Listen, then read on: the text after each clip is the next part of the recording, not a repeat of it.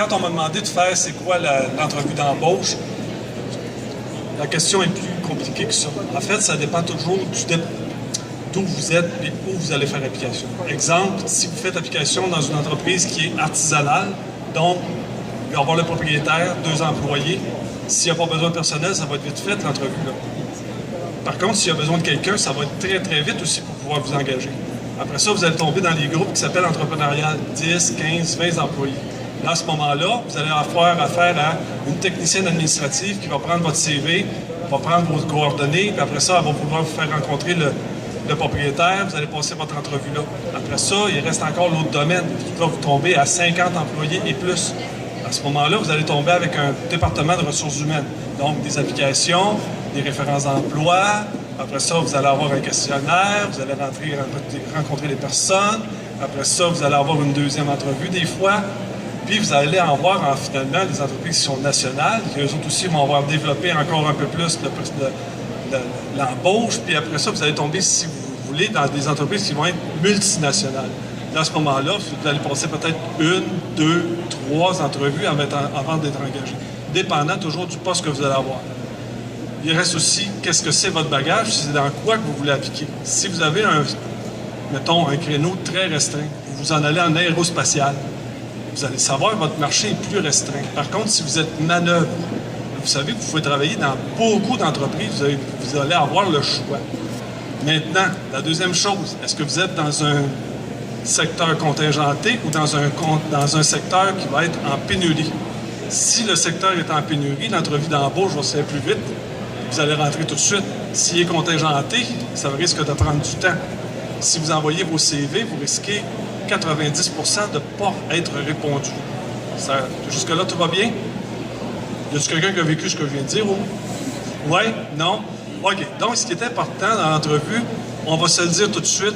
La première des choses, là, parce qu'on est juste entre nous autres, passer une entrevue, c'est humiliant. C'est quelque chose qui n'est pas naturel pour nous autres, de s'en aller et essayer de se vendre.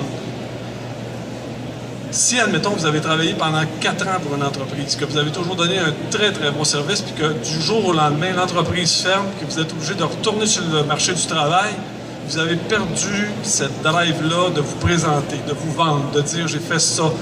J'ai réalisé tel projet, j'étais capable de m'en aller par en avant. Ça ne sera pas naturel. Par contre, il y en a d'autres qui sont en processus d'emploi. Mettons ça fait 3 ou 4 mois. Bon, ça veut dire qu'ils font partie de groupes d'emploi qui vont leur dire comment monter leur CV, comment mettre leur nom en évidence, comment pouvoir vous présenter, comment vous allez vous habiller. Puis, vous allez avoir aussi comment répondre aux questions. Je reviens à la première catégorie. Donc, si vous n'êtes pas habitué de faire des entrevues, ça veut dire que vous allez rentrer, vous allez vous faire bombarder de tous les côtés, puis vous ne serez pas armé. Vous comprenez ce que je veux dire? Mais vous allez être au moins franc. Ils vont vous voir tel que vous êtes. C'est pour ça que je dis qu'en entrevue, il faut faire attention. Essayez d'être le plus franc possible. Essayez de donner le plus de détails possible. Montrez-vous sur votre meilleur jour. Déjà, ça va être déjà un excellent début. Par contre, contrairement à d'autres, admettons que vous êtes dans un milieu où est-ce que c'est contingenté. Ils ont le choix. Ils ont 30 candidats qui sont comme vous, qui sont tous pareils. Puis là, ils vont tous vous dire, il faut que vous ayez la passion d'une pom-pom girl quand vous vous présentez. Vous êtes motivé au maximum, puis vous arrivez là-bas. Puis on vous a dit comment répondre aux questions. N'oubliez pas que ces gens-là aussi passent d'autres entrevues. Ça veut dire, c'est ce que j'aime pas dans le système des entrevues dans les entreprises, parce que si jamais on passe, mettons, la période d'entrevue normale, genre, quelle est votre plus grande qualité, c'est quoi ton plus grand défaut, où est-ce que tu te vois dans 5 ans, tu penses gagner combien, vous êtes dans une forêt perdue pendant une nuit, sans lune, avec une personne à côté de vous qui se fait piquer par une abeille, vous n'avez pas d'ibuprofène, vous faites quoi? Ça, c'est habituez-vous, il y en a de ça. Il n'y en a pas de réponse. Ou bien on vous dit, bon, vous appliquez pour un poste, admettons, de superviseur. Bon, t'es superviseur de nuit, tout d'un coup, il y a un problème, il y en a un qui tombe évanoui, tu ne sais pas, qu'est-ce que tu fais? Tu lui fais-tu le bouche à bouche, puis je ne sais pas. Ce sont des tests que, il me semble qu'on devrait être au-delà de ça. Ça ne révèle pas la personne que vous êtes, ça. Ce qui est important, c'est d'être vous-même. Ça va? Quand vous faites affaire avec ce genre de questionnement-là, genre le RH 101, là, ce que je vous dirais, restez tel que vous êtes, puis si vous n'avez pas l'emploi, c'est pas de votre faute. Vous êtes d'accord? C'est parce que c'est pas la bonne entreprise. Il y a quelqu'un d'autre qui va vous prendre. Puis ils vont passer à d'autres choses que de vous demander c'est quoi ta plus grande qualité, c'est quoi ton plus grand défaut. Moi, il y a des belles petites réponses. C'est quand vous avez déjà un emploi, quand vous avez un travail comme moi qui se présente devant vous autres, c'est plaisant parce que je peux arriver et dire si jamais, là, je passe en entrevue et qu'on me demande c'est quoi ta plus grande qualité, là, tu lui dis, moi, je suis fidèle en affaires, je suis un gars qui arrive de bonne heure, je suis travaillant, j'ai toujours été un excellent employé. Puis après ça, quand il te demande c'est quoi ton plus grand défaut, tu dis, je suis menteur. Ou bien, quand la personne vous dit, je voudrais savoir c'est quoi ta plus grande qualité, ton plus grand défaut, tu lui réponds, tu dis, si tu me dis les tiens, je te dis les miens. Voyez-vous où est le ridicule de l'affaire? Il n'y a pas personne qui a le droit de savoir ça. Ça n'apporte absolument rien à une entrevue. Qu'est-ce qui est important pour une entreprise? Avez-vous la compétence? Est-ce que vous allez vous fondre avec l'équipe? Le reste, là, ça va tout se faire tout seul. Ça va? Si vous êtes la personne, si vous êtes prédestiné à vouloir travailler. Le plate d'une entrevue, c'est qu'un coup que vous êtes parti, ils vont dire « on va vous rappeler ». Hein? C'est le fun, ça? Là, t'attends, là, tu te dis, ben, si j'ai passé l'entrevue, je dois avoir des chances. Ça me semblait pas pire. Puis là, tu essaies d'analyser la personne qui te passait l'entrevue. Tu te dis, il me semblait qu'elle avait de l'air fine. Elle avait de l'air pas pire. Il me semble que j'ai des chances. Fait que là, t'attends, mardi, mercredi, jeudi, pas de téléphone, personne. T'appelles pas. Là, t'appelles, tu dis, ils ont dit, êtes-vous en vacances, quelque chose? Puis là, on vous rappelle, puis ils disent, ben non, on n'a pas pris notre décision encore, puis là, ça dure une autre semaine. Puis finalement, ils disent, finalement, on a trouvé notre candidat. Vous comprenez ce que je veux dire? En entrevue, c'est ça qui est plate. Parce que là, pendant 2 semaines, toi, tu te dis, ben, j'ai vu l'entreprise, c'est le fun, me semble, j'aimerais ça va de l'air pas pire. Puis ils te traitent comme ça. Dans la bonne partie majeure du temps, c'est ça qui arrive. C'est pour ça que je vous dis, l'entrevue, t'as beau essayer de gérer ça de tous les bords, de tous les côtés, dans ta tête, faites juste de votre mieux. Présentez-vous de votre le plus sincère possible en avant. Puis si la personne est le moindrement bien, si la personne en avant est réellement bien allumée, elle va le voir vos qualités. Quand la personne vient vous voir et elle dit « moi, tu l'es là, t'en auras pas de trouble avec moi, je suis quelqu'un de travaillant. Puis si tu as besoin de moi, tu peux compter sur moi. » Il n'y a pas une entreprise qui va dire non à ça. Il n'y a personne qui va dire non à ça. Maintenant, je finis par un cas vécu. Donc, j'ai toujours été au cadre dans des entreprises, sauf la dernière, où est-ce qu'on a coupé mon poste. On voulait m'envoyer en Ontario, puis moi, j'ai dit, je déménage pas la famille. Fait que j'ai dit, c'est pas grave, je vais rester ici au Québec, on va essayer de me trouver une place. Fait que je me mets sur le marché du travail, puis je dis, avec ma réputation, puis ce que j'ai fait, mes réalisations. Le téléphone va sonner, ça va être le choix. Non, pas de téléphone. Les 2 premières semaines. Je dis, non. Peut-être qu'ils ne savent pas. Fait que je me suis mis à appeler les contacts que j'avais, les gens avec qui je faisais affaire. Non. Puis c'est là que je suis redevenu humble. Fait que là, j'ai commencé à appeler des entreprises que je connaissais moins, que je connaissais pas. J'ai commencé à envoyer. Puis là, ils m'ont dit, il faudrait que tu te fasses un CV. Puis après ça, il faudrait que tu te présentes. Puis là, j'ai commencé à envoyer des CV. Là, on m'a fait venir en entrevue. Puis tout ce que je viens de vous décrire, là, je l'ai tout passé. Là. Ça m'a mis excessivement humble. Mais après une trentaine de tentatives, j'ai toujours eu dans ma tête de ne pas lâcher. Fait que donc, si c'est pas l'entreprise, c'est pas grave, il y en a d'autres. Puis vous savez, j'ai réussi à passer au travail, puis vous allez réussir à passer au travail. Soyez ouverts. Les bonnes vieilles méthodes, ça marche encore. Vous entourez les secteurs où vous voulez travailler, vous appelez, vous présentez, vous rappelez encore, vous leur dites, vous savez, je suis encore disponible.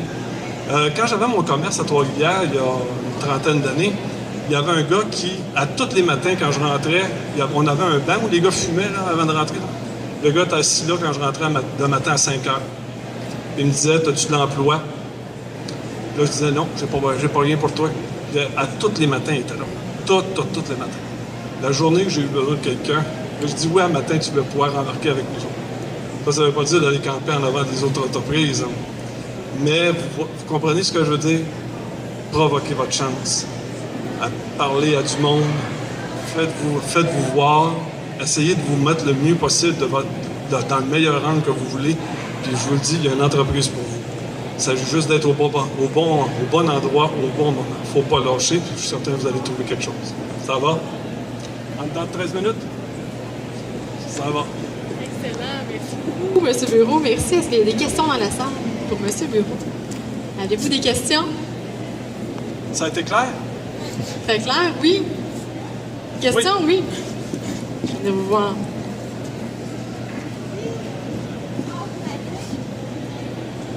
Allez-y, madame.